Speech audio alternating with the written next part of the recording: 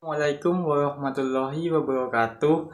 Kami dari kelompok 4 ingin mempresentasikan tugas kelompok dari mata kuliah Inovasi Pembelajaran dengan dosen pengampu kami yaitu Bapak Abdussalam MPD. Nah, sebelum lanjut ke pembahasan, saya ingin memperkenalkan kelompok-kelompok kami yang terdiri dari Fatimatus Sahlo, yang kedua Yeseri, dan yang ketiga Kamelia Fatihatul Jinan, dan saya sendiri Tri Kusumatmaja. Kelompok kami ingin menjelaskan materi tentang taksonomi pembelajaran. Sebelum kita lanjut, yuk kita langsung saja ke pembahasan. Apa taksonomi itu? Taksonomi berasal dari kata Yunani yaitu tasein, yang artinya untuk mengklasifikasikan, dan nomos yang artinya hukum. Taksonomi dapat diartikan sebagai prinsip yang mendasari klasifikasi sesuatu.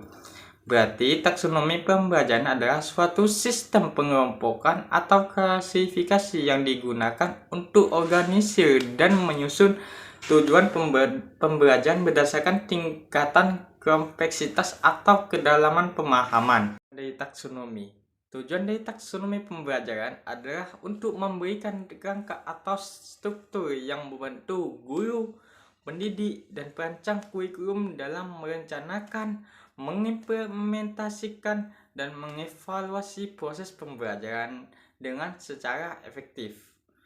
Taksonomi ini memberikan panduan tentang bagaimana materi pembelajaran harus disusun, dipahami, dan dievaluasi sehingga siswa dapat mencapai berbagai tingkatan pemahaman dan keterampilan secara sistematis. Nah, tujuan taksonomi pembelajaran meliputi 3 ranah, yaitu kognitif, efektif, dan psikomotorik. Di sini saya sebagai materi berikutnya akan menjelaskan tentang ranah kognitif, yang dimana ranah kognitif ini sendiri dibagi menjadi 6 bagian.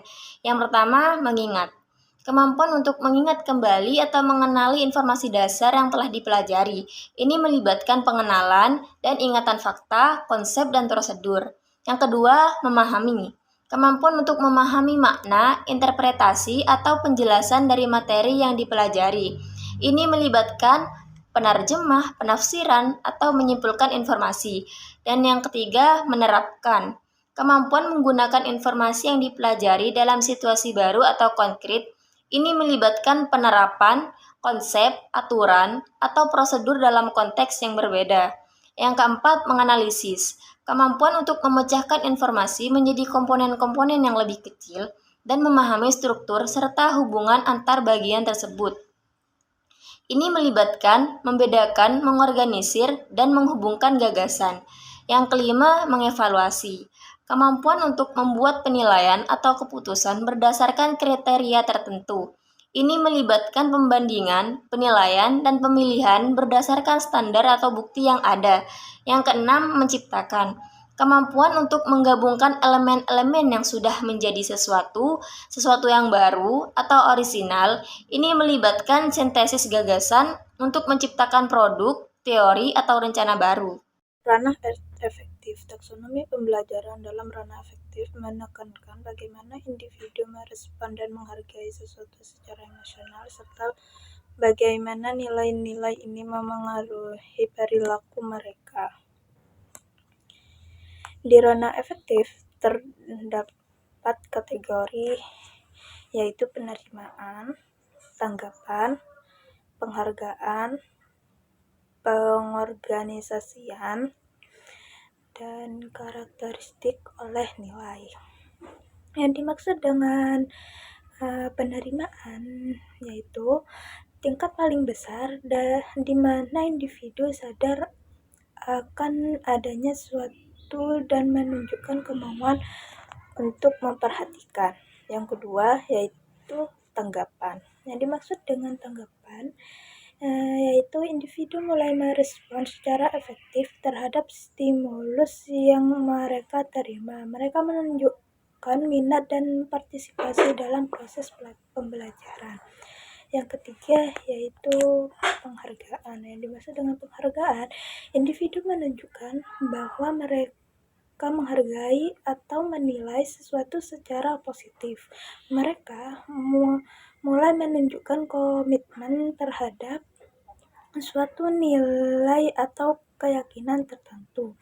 Yang keempat yaitu perorganisasian, yang dimana yang dimaksud dengan pada tingkat ini individu mulai mengintegrasikan nilai-nilai yang telah mereka terima ke dalam sistem mereka, serta memprioritaskan satu nilai dibandingkan nilai yang lain. Yang kelima yaitu karakteristik oleh nilai, di mana dimaksud dengan tingkat tertinggi di mana nilai-nilai menjadi bagian dari karakter pribadi atau individu mempengaruhi perilaku secara konsisten. Pada tahap ini, nilai tertentu menjadi panduan utama dalam bertindak. Baik, di sini saya akan menjelaskan tentang ranah psikomotorik.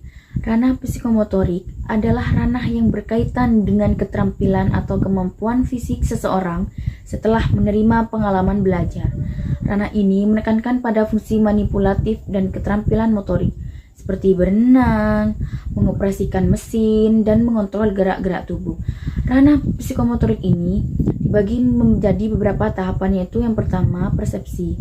Pada tahap ini melibatkan kemampuan untuk menggunakan indera seperti penglihatan, pendengaran, dan sentuhan untuk mengenali isyarat sensorik yang relevan dan menafsirkannya sebagai dasar tindakan. Nah, yang kedua ada set. Set ini mengacu pada kesiapan fisik, mental, dan emosional untuk melakukan suatu aktivitas motorik. Ada 3 jenis kesiapan dalam tahap ini, yaitu yang pertama, kesiapan fisik. Nah, di dalam ini tubuh siap melakukan tindakan tertentu. Yang kedua, kesiapan mental.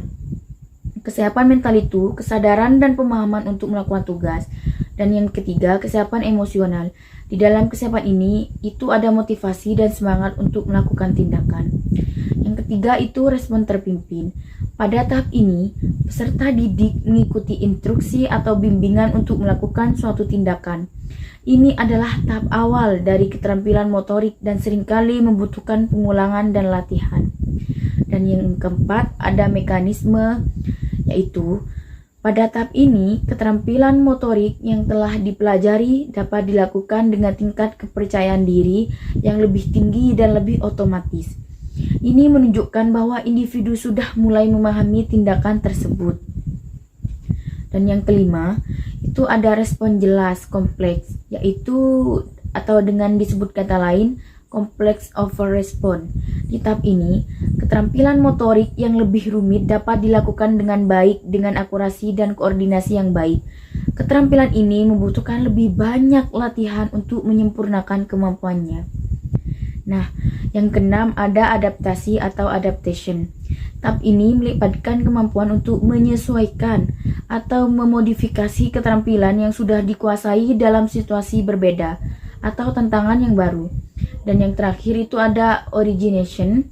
Ini adalah tahap tertinggi dalam taksonomi psikomotorik, di mana individu tidak hanya bisa menguasai keterampilan motorik, tetapi juga bisa menciptakan gerakan atau pola baru berdasarkan keterampilan yang ada. Setelah kita sudah menyimak penjelasan dari teman-teman kami, jadi kesimpulan dari taksonomi pembelajaran adalah taksonomi pembelajaran adalah sistem yang mengklasifikasikan tujuan pendidikan berdasarkan tingkatan kompleksitas untuk membantu pendidik merancang proses belajar mengajar yang terstruktur dengan 3 domain utama, yaitu kognitif, pengetahuan dan berpikir, afektif, sikap dan nilai, dan psikomotorik, keterampilan dan fisik. Taksonomi ini memungkinkan siswa mengembangkan keterampilan dari dasar hingga lanjutan secara sistematis. Nah, itulah presentasi dari kelompok kami. Kurang lebihnya kami mohon maaf. Wassalamualaikum warahmatullahi wabarakatuh.